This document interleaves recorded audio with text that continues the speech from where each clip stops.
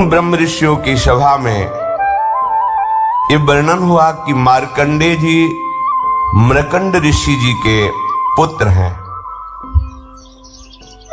बाल्यावस्था से ही इनके पिता ने इनको अखंड ब्रह्मचर्य और निरंतर मंत्राकार वृत्ति करते हुए तप की शिक्षा दी। मार्कंडेय जी को मृकंड ऋषि ने जब से सुधि संभाली तो ब्रह्मचर्य का उपदेश किया, जितेंद्रियता का, मंत्राकार वृत्ति करते हुए घोर तपस्या का। पिता के बताए हुए साधन में मार्कंडेय जी विधि पूर्वक तपस्या, शास्त्रों का स्वाध्याय और आजीवन अखंड ब्रह्मचर्य का व्रत लिया। सदैव शांत भाव से रहते, सिर पर भारी जटाओं का बोझ रहता, इसलिए उनके शरीर पर जैसे उपटन साबुन आदि का प्रयोग नहीं होता तो जल से फिर धूल जमते जमते मटमैला स्वरूप हो जाता है त्वचा का। तो जैसे राख से ढकी हुई अग्नि, ऐसा उनका स्वरूप। सिर पर भारी जटाएं और वृक्ष की छाल की लंगोटी और हाथ में कमंडल और एक जीव निवारण के लिए दंड, ये साधु का स्वरूप है। वो सदैव काले मृग का चर्म ऐसे धारण किए हुए, कुश की एक ऐसे बनाकर कूची सी, जहां बैठना है पहले छोटे जीवों को हटा देते फिर बैठते। आजीवन ब्रह्मचर्य के लिए बहुत सावधान रहते, प्रातःकालीन और सायंकालीन, और नैष्ठिक ब्रह्मचर्य को प्रातः, मध्याह्न, सायं तीनों काल की संध्याओं में। तो वो तीनों काल की संध्या करते हैं, गुरु वंदना और मानसिक प्रभु का पूजन और निरंतर स्वरूप चिंतन कि मैं वही परब्रह्म परमात्मा हूं, ऐसी आराधना करते। सायं या प्रातः भिक्षा मांग कर लाते, गुरुदेव के चरणों में समर्पित कर देते और हाथ जोड़कर खड़े रहते। गुरु जी की इच्छा होती तो उस भिक्षान्न से उनको कुछ भाग दे देते, नहीं इच्छा होती तो इशारा पाकर उपवास करते हुए भजन करते। मार्कंडेय जी ने इस प्रकार तपस्या और भजन स्वाध्याय में बहुत वर्ष व्यतीत किए। ऐसी आराधना में तन्मय हुए कि उन्होंने मृत्यु पर विजय प्राप्त कर ली, मृत्यु को परास्त कर लिया, जिसको जीतना बड़े बड़े योगियों के लिए बहुत कठिन है।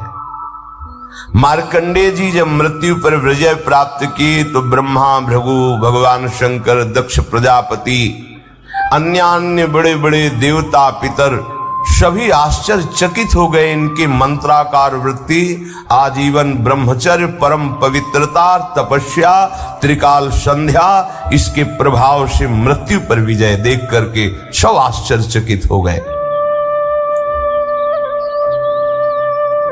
कहीं किंचन मात्र हृदय में कोई अन्य चिंतन नहीं, कोई क्लेश चिंतन नहीं, इंद्रियातीत स्थिति।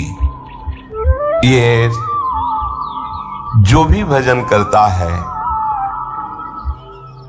वो इसी तरह आगे बढ़ता है। पर आप विषयों को सुख मानकर जब अपने भजन पद्धति को शिथिल कर देते हैं तो आप योग्यता खो देते हैं परमानंद की। नहीं तो जिए काल बस ना परे, सेवक जी कह रहे हैं। मृत्यु क्या समुझ जे आए शरण ते डरत ना काल डर, काल विजयी हो जाता है भक्त। मार्कंडेय जी के हृदय में महायोग उपस्थित है। महायोग किंचन मात्र कोई भी मन में अन्य स्फुरणा ही नहीं, केवल सच्चिदानंद भगवान। 6 मनवंतर व्यतीत हो गए भजन करते हैं, 6 मनवंतर। 7वां मनवंतर लगा तब देवराज इंद्र घबरा गए और उन्होंने सभा बुलाई और कहा किसी भी तरह मार्कंडेय ऋषि को चंचल करो, इनकी साधना भ्रष्ट करो। डर रहता है अपनी कुर्सी का, इंद्र पद का, कि कहीं ये चला ना जाए। और उनको ये पता नहीं कि महानुभाव ऐसी स्थिति में होते कि ब्रह्मा का पद भी इनके लिए कोई महत्व तो नहीं रखता, फिर देवराजेंद्र पद का क्या। पर पद के भोक्ता जनों को ये भय लगता है कि कहीं ये तपस्या करके मेरे पद को न छीन ले। तपस्या में विघ्न डालने के लिए सभा बैठा ली और सभा में निश्चय किया गया कि त्रिलोक विजयी कामदेव, अप्सरा, मलय, बसंत, ये सब जाएं और मार्कंडेय जी की एकाग्रता में विघ्न डालें, उनके अंदर काम प्रकट करें। साथ में लोभ और अहंकार को भी भेजा, तुम भी अपना प्रभाव दिखाओ, क्योंकि बिना अहम के भोक्ता भाव नहीं आता और बिना भोग सुख के लोभ के वृत्ति चंचल नहीं होती। इसलिए लोभ और अहंकार को भी आदेश किया। ये सब मूर्तिमान होकर वहां रहते थे। उनकी आज्ञा के अनुसार जहां मार्कंडेय जी भजन कर रहे थे, गए हिमालय के उत्तर की ओर है, पुष्पभद्रा नामक नदी के तट पर। वहां एक चित्रा नाम की विशाल शिला है, उसी में मार्कंडेय जी वास करते थे। बड़ा ही सुंदर मनोहर वृक्षों से युक्त, वृक्षों के झुरमुट में स्थान स्थान पर पुण्यात्मा अन्य ऋषिगण भी निवास करते थे। मृदु पवित्र निर्मल जलाशयों से भरा हुआ, कहीं मतवाले भौरे गुंजार कर रहे हैं, कहीं कोकिला पंचम स्वर में कूक रही है, कहीं मतवाले मोर पंख फैलाकर नृत्य कर रहे हैं, कहीं मतवाले पक्षियों का झुंड कलरव कर रहा है। ऐसे परम पवित्र शांत मार्कंडेय मुनि के आश्रम में इंद्र के द्वारा भेजे हुए पहले वायुदेव ने अपना प्रभाव दिखाया। पुष्पों का सौरभ लेकर मंद मंद वायु, सुगंधित वायु, उन्माद प्रकट करने वाली आश्रम में चली। शीतल झरनों की नन्ही नन्ही फुइयां और पुष्पों का सुंदर पराग और सौरभ लेकर पहले वायु ने अपना प्रभाव दिखाया। वो वायु कामदेव को उत्तेजित करने वाली थी। अब कामदेव के सखा बसंत ने अपना प्रभाव प्रारंभ किया। संपूर्ण सुहावना मौसम, संध्या का समय था। भगवान चंद्रदेव उदित होकर के अपनी शीतल किरणों का विस्तार कर रहे थे। सहस्त्र सहस्त्र लताएं वृक्षों का आलिंगन की हुई धरती पर झुक रही थी। नई नई कोपलें, सुंदर सुंदर रसीले फल, फूलों के गुच्छे ऐसे शोभायमान हो रहे थे। बसंत का साम्राज्य संपूर्ण वन को बहुत ही सुंदर कर दिया। अब कामदेव ने प्रवेश किया।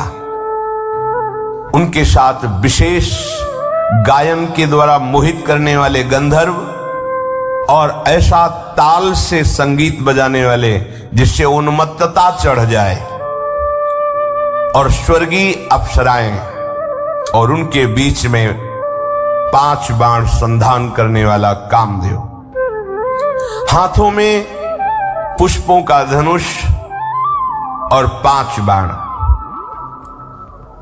मार्कंडेय जी भगवान के चिंतन में तन्मय थे। उनके नेत्र बंद थे, पर तेज ऐसा था मानो जाज्वल्यमान अग्नि की ज्वाला ही विराजमान हो। एक बार देखकर पूरा परिकर काम का भयभीत हो गया कि कहीं कोई ऐसी त्रुटि हो गई तो भस्म ही कर देंगे। इनको तो पराजित करना देख के ही लगता है बहुत कठिन है। इंद्र ने आज्ञा करी, सब अपना प्रभाव दिखाइए। बहुत ही मनोमोहक उन्माद पैदा करने वाला संगीत बजने लगा। गंधर्वगण मन को लुभायमान करने वाले गान करने लगे और अप्सराएं नृत्य करने लगी। मृदंग, वीणा, ढोल आदि मनोहर स्वर में बजने लगे। कामदेव ने क्रोधित होकर पुष्प निर्मित धनुष पर 5 बाण चढ़ाए। शोषण, दीपन, सम्मोहन, तापन, उन्मादन। जब काम का पहला बाण चलता है तो एक शरीर में विशेष प्रकार की ऐंठन प्रकट होती है, वेदना उद्दीपित होती, दीपन भोग की इच्छा प्रकट होना, सम्मोहन अब इच्छा दृढ़ इच्छा के रूप में प्रकट, अब वो विचार शून्य हो गया, तापन ऐसी आग लगी कि उन्मादन उन्माद चढ़ गया, अब वो रुक नहीं सकता। कोवा मदांधो मदना तुरोवा, ये पांचों बार अपना संधान करके कामदेव ने महर्षि मार्कंडेय जी पर निशाना लगाया। इधर अप्सराएं, गंधर्व, बसंत, लोभ, अहंकार, ये उनके मन पर अपना प्रभाव दिखाना प्रारंभ किए। पुंजिकस्थली नाम की बड़ी ही सुंदर अप्सरा अपने हाव भाव प्रकट करने लगी। मार्कंडेय जी कुछ भी नहीं देख रहे, कुछ भी उनको अभी प्रभाव नहीं पड़ा है, शांत वैसे बैठे। उसने समझा कि अब मैं मार्कंडेय मुनि को जीत ही लूंगी। उस अप्सरा ने, कामदेव ने पांचों बाण मार्कंडेय जी पर प्रहार किए, परंतु इन सब का उद्योग निष्फल रहा। वो जैसे भगवान के चिंतन में थे वैसा ही चिंतन चलता रहा। जैसे किसी अभागे का पुरुषार्थ प्रयत्न विफल जाता है, ऐसे ही कामदेव, बसंत, मलय मारुत, गंधर्व, अप्सरा, लोभ, अहंकार सब का प्रभाव निष्फल रहा। मार्कंडेय मुनि अपरिमित तेजस्वी भगवान के चिंतन में तन्मय थे। बार बार प्रयास किया कामदेव ने, अप्सरा ने, पर उनका चित्त ही बहिर्मुख नहीं हुआ। बहिर्मुख माने मतलब बाहर का दर्शन। अब तो उनकी तपस्या के तेज से सबके हृदय में भारी जलन पैदा हो गई। उनको पता ही नहीं है, पर ये प्रभाव होता है। सब भाग पड़े वहां से, जैसे छोटा बच्चा सांप को देख के भाग पड़े, ऐसे काम, अप्सरा, गंधर्व सब भाग पड़े। मार्कंडेय जी को पता ही नहीं चला, जाना ही नहीं कि कोई आया था, कोई कुछ किया है। निरंतर भगवदाकार होते। ये भजन में ऐसे डूबना चाहिए कि बाहर की परिस्थिति का पता ही न चले, हृदय की ऐसी स्थिति हो जब रत्ती भर भी विचलित नहीं कर सके और किंचन मात्र कोई अहंकार का प्रभाव नहीं पड़ा।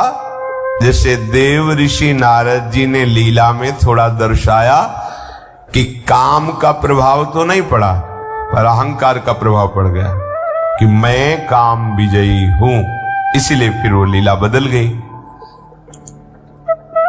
ये भगवान के भजन करने वाले महापुरुषों के लिए कोई आश्चर्य वाली बात नहीं है। ये खास बात है, जो भगवान के भजन में है तो कोई आश्चर्य वाली बात नहीं है। देवराज इंद्र ने देखा कि हमारी सेना तो निस्तेज, हाथप्रभ और क्लेशित होकर लौट आई है। बड़े प्रभावशाली मार्कंडेय जी हैं। उन्हें बड़ा आश्चर्य हुआ और उन्होंने मन ही मन मार्कंडेय जी को प्रणाम किया और क्षमा मांगा। मार्कंडेय जी तपस्या, स्वाध्याय, धारणा, ध्यान, समाधि, चित्त की परम एकाग्रता की स्थिति में थे। अब उन पर कृपा प्रसाद की वर्षा करने के लिए मुनिजन नयन मनोहारी नरोत्तम भगवान प्रकट हुए। इससे ऐसा संकेत मिलता है कि भगवान के दर्शन के पहले आपको बहुत कुछ दर्शन कराया जाएगा। लोक लोकांतर की भोग सुविधाएं, यश, कीर्ति, नाम, प्रतिष्ठा, सिद्धियां, अगर आप इनमें से कहीं भी फंस गए तो समय लगेगा, और अगर नहीं फंसे तो इसी के तत्काल बाद आपको भगवत साक्षात्कार हो जाएगा। भारी विपत्ति या भारी संपत्ति किसी में लुभायमान नहीं होना। महाभागवत भक्त का लक्षण है, त्रिभुवन की राज्य लक्ष्मी देने पर भी आधे पल के लिए, आधे क्षण के लिए अपने प्रभु का विस्मरण ना करना। जीत गए, कोई नहीं परास्त कर सकता। आप हृदय में देखिएगा इस बात को कि जब कोई विकार आपके ऊपर प्रभाव डाल रहा है तब आप भगवत विस्मरण कर रहे हैं। देख लीजिए, उसका काम है, पहले भगवत विस्मरण होगा, पहले रुकेगा भजन, तब वो अपना प्रभाव दिखाएगा।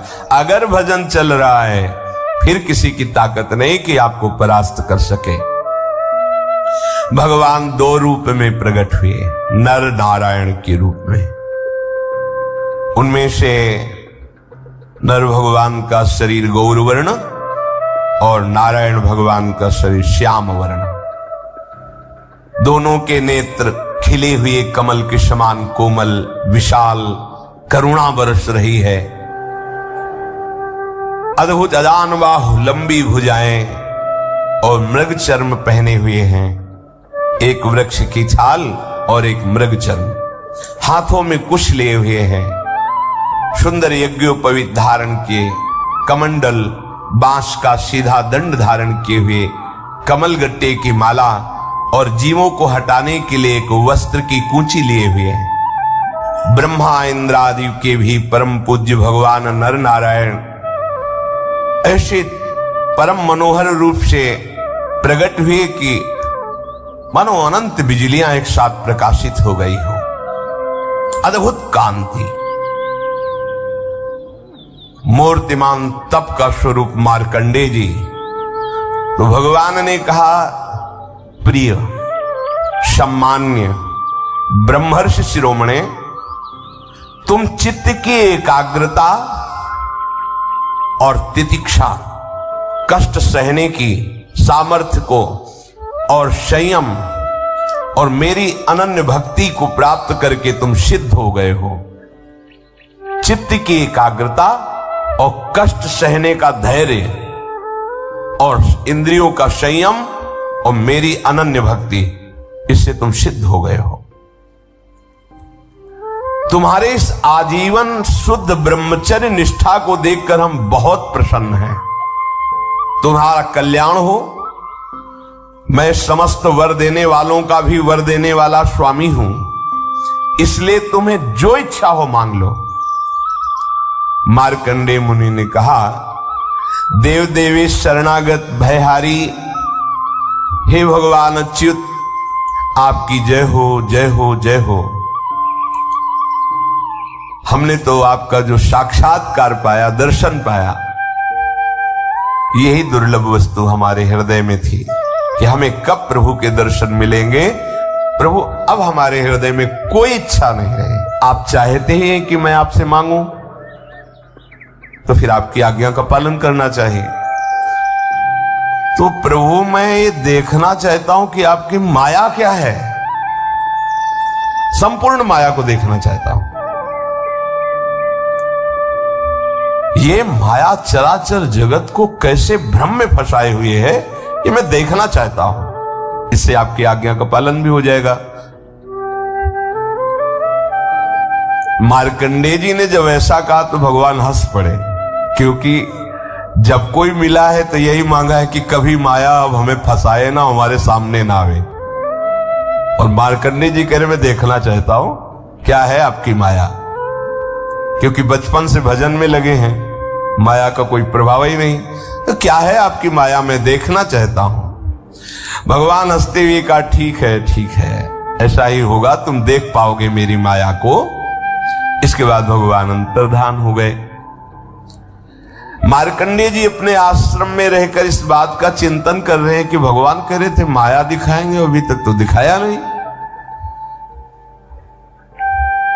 मार्कंडेय जी की जिधर दृष्टि जाती, चाहे सूर्य में, चंद्रमा में, अग्नि में, जल में, पृथ्वी में, वायु में, आकाश में या अंतःकरण में, अब उनको सब जगह भगवान ही भगवान दिखाई देते। जित देखूं तित श्याममयी है। तो माया कैसे दिखाई दे? ऐसे हृदय में कहीं माया प्रवेश करती? कभी कभी उनकी प्रेम ऐसी दशा हो जाती है, शुभ प्रवाह करते हुए जोर जोर से भगवान को पुकारते, इतना प्रेम में डूब जाते कि अब आगे की दिनचर्या क्या है होश ही नहीं, क्या करना है कैसे करना है कुछ सुधी नहीं।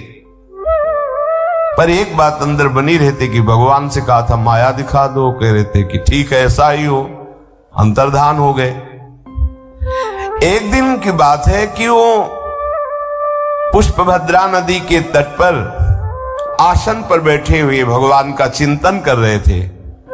उसी समय उन्होंने देखा बड़ी भयंकर आंधी आ रही है और बहुत ही गर्जना पूर्वक वो वायु बढ़ रही आंधी। इतने में ही देखा विकराल बादल आ गए, बिजली कड़क रही है और रथ के धुरे के समान मोटी मोटी धार जल की वर्षा हो रही। फिर मार्कंडेय जी ने देखा चारों समुद्र उफान में हो गए, पृथ्वी को निगलते हुए बढ़ते चले आ रहे हैं। आंधी के वेग से समुद्र में बड़ी बड़ी तरंगें, बड़े भयंकर भंवर और ऐसी जल की भयंकर ध्वनि की कान फाड़े डाल रही और विशाल विशाल बड़े बड़े मगरमच्छ मुंह खोले उस जल पे ऐसे। उस समय बाहर भीतर चारों ओर जल ही जल हो गया, पूरी सृष्टि जल में डूब गई।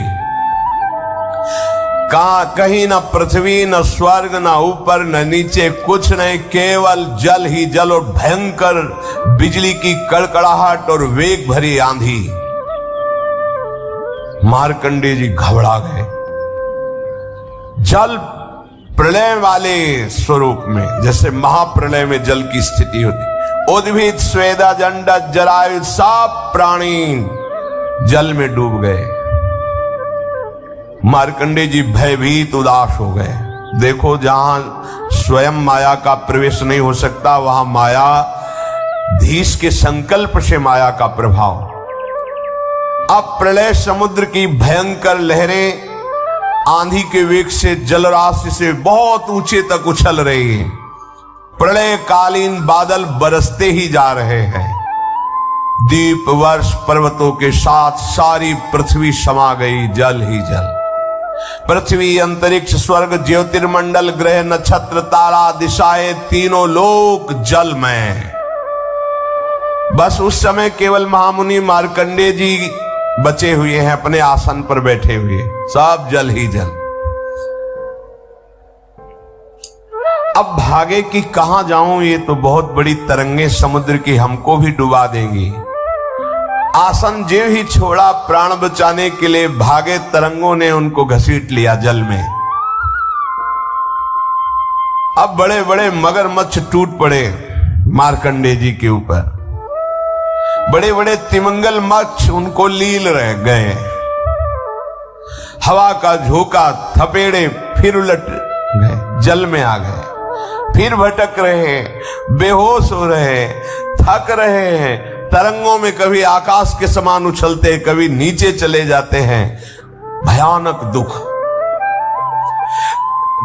जल के जितने भयानक जंतु, कोई निगल जाता है, कोई उगल रहा है, कोई घसीट रहा है उनको, कोई नोच रहा है, कभी किसी का शिकार बन जाते हैं।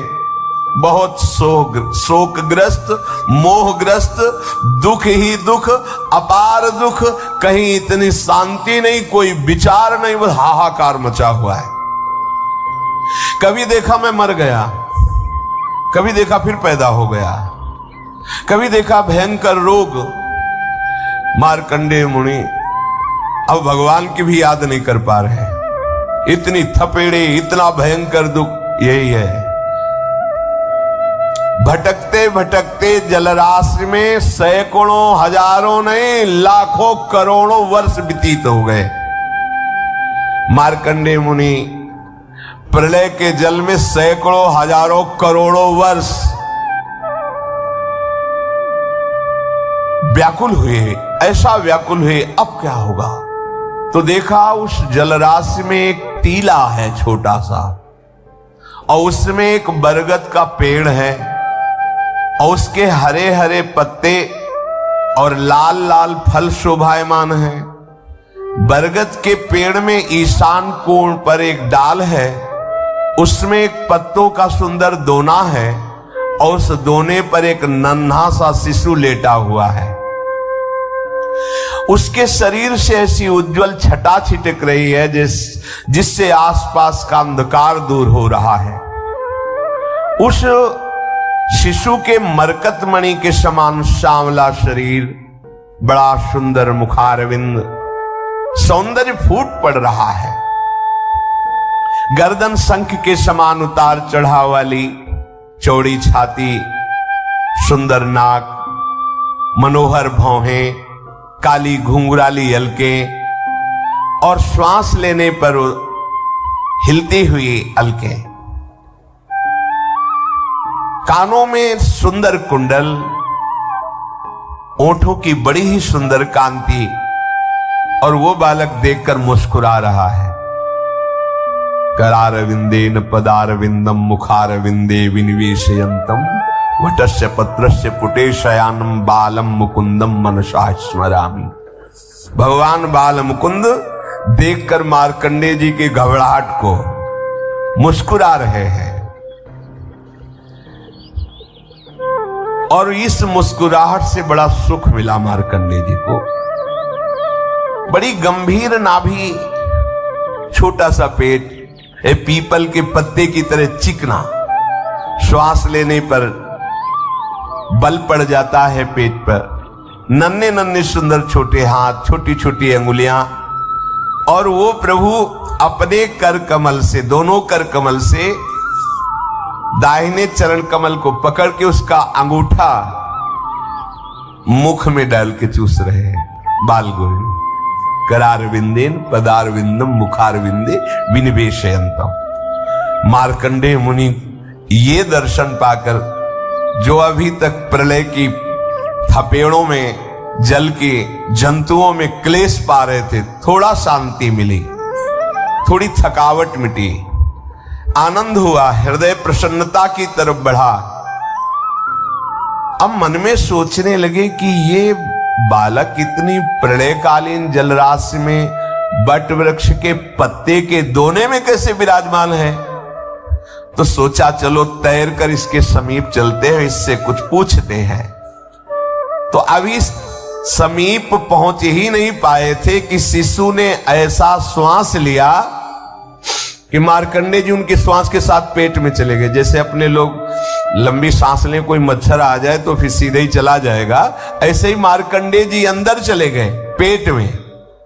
और पेट में जाके देखा तो फिर वही आश्रम, उसी आसन पे बैठे, फिर वही प्रलय की जल राशि, वही वर्षा पेट के अंदर।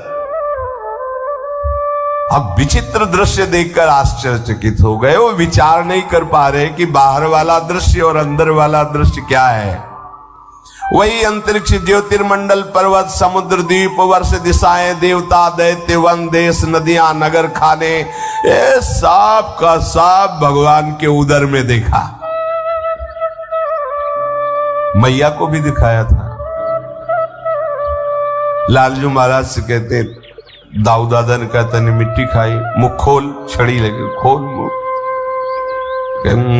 मैंने नहीं खाई। वो खोल तो सोच रहे काहे को मुंह खोले, मैया डर जाएगी। दिखा अनंत ब्रह्मांड भगवान के। कहां तक कहें, संपूर्ण विश्व अंदर पेट में परम सत्य दिखाई दे रहा है मार्कंडेय जी को। फिर दिखाई दिया कि हिमालय पर्वत, पुष्पभद्रा नदी तट पर आश्रम, वहां ऋषि, और वहां मैं भी बैठा हूं।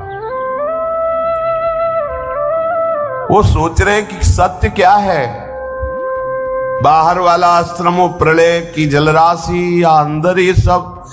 ऐसा सोच ही रहे थे कि फिर श्वास बाहर छोड़ी तो फिर उसी प्रलय वाले जल में बाहर आ गए। फिर वही बड़े बड़े मगरमच्छ उनको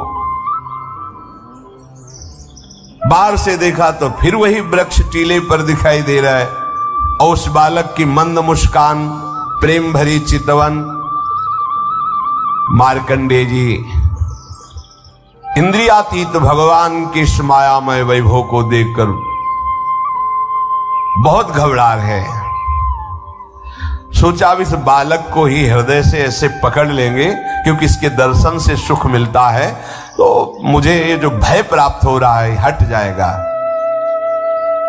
भगवान केवल योगियों के नहीं, स्वयं योग के भी स्वामी हैं। सबके हृदय में भगवान छुपे हुए हैं। कोई भजन करके ही उनको ढूंढ लेता है, बाहर नहीं, हृदय में भगवान है। मार्कंडेय मुनि प्रयास करने लगे भगवान के समीप पहुंचने का पुनः, तो भगवान अंतर्धान हो गए। न वो टीला है, न वो वृक्ष है, न वो बालक है, वही जलराशि। जैसे अभागे पुरुष का प्रयास असफल हो जाता है, ऐसे मार्कंडेय जी का ये प्रयास कि भगवान का आलिंगन कर लूं, हृदय से लगा लूं, निष्फल हो गए।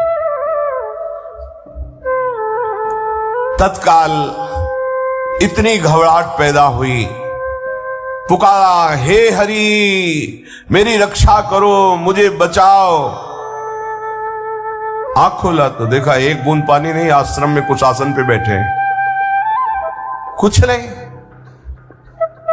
कल्पों व्यतीत हो गए, कुछ नहीं, अभी तो आसन से भी नहीं उठे हैं, एक बूंद पानी नहीं। कोई कपड़ा ऐसे भी देख रहे हैं कि कहीं कुछ गीला, कुछ नहीं। यह है भगवान की माया। इसी को भगवान शिव कह रहे, उमा कहूं मैं अनुभव अपना, अपना अनुभव कह रहा हूं। सत हरि भजन जगत सब सपना। मार्कंडेय जी को माया ने क्या दिखा दिया? महाप्रलय, और पानी एक बूंद नहीं, सत्य एक भी नहीं, और दिखा क्या क्या दिया? यही है, यही है। गो गोचर जहां लगो मन जाई, सो सब माया जानो भाई। ये मेरा, ये तेरा, ये अच्छा, ये बुरा, कुछ नहीं। बोध संपन्न भगवान शिव कह रहे हैं, उमा कहूं मैं अनुभव अपना, सत हरि भजन। और ये सब सपना। सपना में क्या होता है? बहुत मारने वाले मिले, बहुत सजाने वाले मिले, बड़ी बाजार मिली, दुकान, परिवार, लड़का, बच्चा और जगह कुछ नहीं। 100 में 100% झूठा, कुछ नहीं। सच्ची मानो, 100 में 100% झूठा, 1% भी सत्य नहीं। सत्य है तो भगवान है, ये नानात्व नहीं है। इसीलिए ब्रह्मसूत्र कहते हैं, ब्रह्म सत्यम जगन मिथ्या।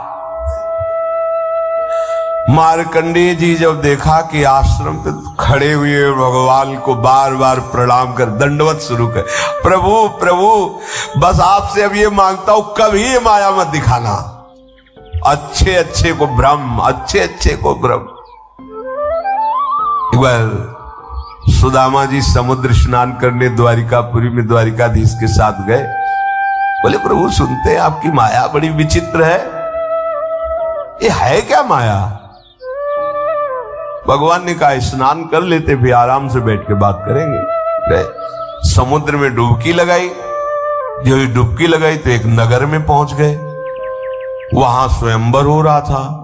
राजा ने देखते ही कह रहे तो श्री कृष्ण मित्र सुदामा है, चरण वंदना की। कहा ओ भाग्य, हमारी पुत्री के लिए आप जैसा वर कहां मिल सकता है। ब्याह रचना हुई, महल में रहने लगे, बहुत वर्ष व्यतीत हुए, कई लड़का बच्चा हो गए। अब पत्नी मर गई तो जैसे अपने यहाँ था ना कि पातिव्रत धर्म से युक्त वो सती आदि का पूर्व में जैसा, ऐसा वहां था कि पत्नी मर जाए तो जबरदस्ती पति को जलाया जाता था उसकी शव के साथ। यहाँ जबरदस्ती तो नहीं था, वो अपने पातिव्रत धर्म के प्रभाव से योगाग्नि में, चिता में भस्म होती थी। पर वहां का नियम था जबरदस्ती, तुम चाहो या न चाहो, पत्नी मर गई तो उसके साथ तुम्हें भस्म होना पड़ेगा। सुदामा जी से कहा हमारे यहाँ की रीति है बाप, तो उनको चिता में डालने के लिए 100 के साथ जब बांध दिया गया तब पुकारा, अये परम प्राण प्यारे मित्र श्री कृष्ण मुझे बचा लो। जब भी पुकारा तो भगवान ने इसे उठाया, बहुत लंबी डुबकी लगा लिए, उठो। बोले प्रभु, बोले हाँ कुछ सेकंड से हम देख रहे हैं तुम उठ ही नहीं रहे हो। बोले प्रभु सेकंड मिनट, अरे कितने वर्ष हो गए, ब्याह हो गए, लड़का बच्चा हुआ, तो हम चिता में जलाए जा रहे। बोले यही मेरी माया है, कुछ नहीं है, कुछ नहीं। न नगर न राजकुमारी, तहां रमा न राजकुमारी, तब हरि माया दूर निवारी, तहां न रमा न राजकुमारी। ये बस मामे वे प्रपद्यन्ते माया में ताम तरंती थे। आपको सत्य लग रहा है, डर गए सुदामा जी कि अब तो चिता में भस्म ही होना, डर गए मार्कंडेय जी, इतने महामहिम जिनके आगे काम और अप्सरा सब भयभीत होकर भाग गए। कोई ऐसे कि नहीं त्राहिमाम शरणागत, ऐसी रचना रच देंगे कुछ नहीं है पर सब कुछ हो जाएगा। मार्कंडेय जी ने मन ही मन कहा, हो ऐसी अपार सामर्थ्यशाली भगवान की माया जो बिल्कुल असत्य है पर सत्य से भी बढ़कर लगती है। बड़े बड़े विद्वान इसी के आकर्षण में अपने जीवन को नष्ट कर देते हैं। गंवार नहीं कहा, विद्वान कहा है। बड़े बड़े विद्वान इसी माया के खेल में अपने जीवन को नष्ट कर देते हैं। हे शरणागत वत्सल, आपके चरणों का जो आश्रय ले लेता है, आप जिसे अभय दान दे देते हैं, वही इस माया से मुक्त हो जाता है। मार्कंडेय जी भगवान के चिंतन में पुनः तन्मय हो गए। शेष चर्चा आगे। श्री राधा वल्लभ लाल।